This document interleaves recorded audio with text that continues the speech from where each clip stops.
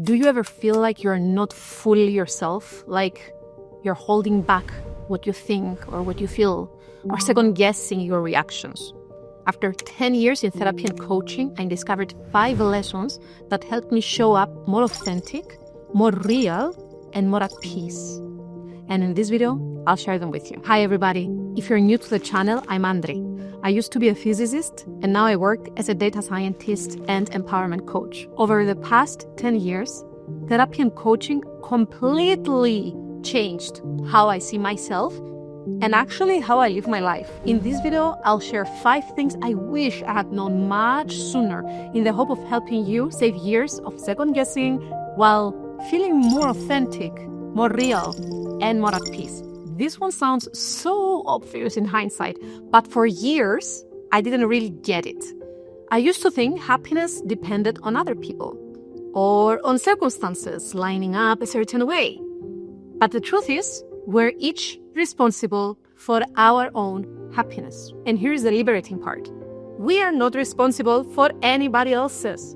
Not our partners, not our parents, not our friends. For me, that was such a release. Realizing that it's not my job to manage everybody else's feelings, just like it's not their job to manage mine.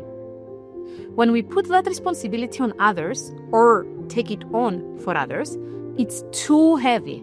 And honestly, it's a recipe for disappointment and resentment. What shifted for me was realizing I can actually do small, intentional things that lift me up. For me, it might be journaling, going for a run, sitting outside with a coffee in the sun, or flipping through a well-being magazine.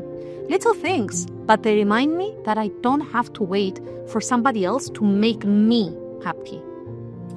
And once I started seeing happiness as something I could create for myself, and I stopped trying to carry everybody else's, life felt much lighter. Now, to know what makes you happy, you first have to understand yourself. Which brings me to lesson number 2. Once I realized happiness was my responsibility, the next big question became, okay, but what actually makes me happy? And until that point, I never really stopped to ask myself that. My life had been about the next degree, the next milestone, almost like I was following an invisible script. But when my therapist asked me directly, what do you want? It hit me. I never asked myself that question in a deeper sense, not just about career, but about everything. What do I want in my relationships? With my husband, with my relatives, with the people closest to me? What kind of daily rhythm actually makes me feel grounded? What fills me up instead of draining me? I realized I had been living so much of my life by other people's needs and expectations, or even what I thought they were expected, and I never paused to check in with myself. That's when I started to see the difference between the life I was building because I thought I should, and the life that I actually wanted to live. And honestly, that gap was huge. So here's a question for you. When was the last time you really asked yourself, what do I want? Not what's expected of me, not what looks good on paper, but what do I actually want? For me, it wasn't even about thinking boundaries were selfish. It's something that honestly never crossed my mind to even ask what I wanted. My whole focus was on keeping others happy, smoothing things over, making sure nobody gets upset. My own needs weren't even part of the equation, but through therapy and coaching, things shifted.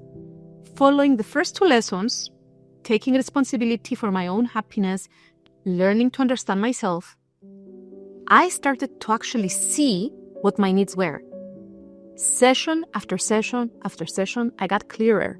And once I could identify those needs, I slowly started saying them out loud. At first only in therapy, then in coaching sessions, and then eventually in real life too. Woohoo! One of my therapists once told me, limits are the alpha and the omega. And they were right, because setting boundaries is not about being difficult or selfish or pushing people away. It's about being clear with yourself and others. This is what I want to give. and this is what I don't want to give. And when I started doing that, life honestly felt lighter, easier, and I felt more empowered, more authentic. This was one of the biggest breakthroughs that I've had in couples therapy. My husband would say something, and then the therapist would turn to me and ask, "What did you hear?" And what came out of my mouth was not what he had actually said. It was a mix. His words filtered through my own feelings, assumptions, insecurities, almost like a broken phone game. That's when I realized communication isn't just about what you say, it's also about what the other person hears. And those two things can be completely different. I started to take that lesson into my daily life. Even at work, I would pause and say, "Let me play it back to you to make sure that I got it right." Or, "If I hear you right, this is what you're saying. Is that correct?" Those small habits saved so much frustration and possible misunderstanding.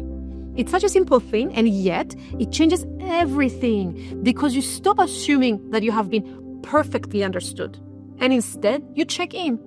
So both sides feel truly clear. One of the most liberating things that I've learned is this. When you set your own boundaries and play your own game, the people around you will eventually adjust. The pawns will rearrange themselves. For example, after our first baby, we said yes to everybody. Relatives visiting unannounced, family deciding what was okay. We thought we were keeping the peace, but in reality, we were exhausting ourselves. By the time our second baby came, it was different. After almost 2 years in couple therapy, my husband and I learned to put our needs first. This time, we said, for example, we will visit when we're ready, not the other way around. And yes, some people thought it was too strict, but it wasn't about them. It was about us, our kids, and our home. And that's the point. When you stop playing by everybody else's rules, people may resist at first, but eventually they adjust. And you're left feeling more authentic, more aligned, and more at peace with yourself. So, those are the 5 lessons I wish I had learned much earlier. They've given me more clarity and the freedom to shape a life that actually feels like mine. If you liked this video, you might also enjoy this one over here on why everybody should try therapy and coaching.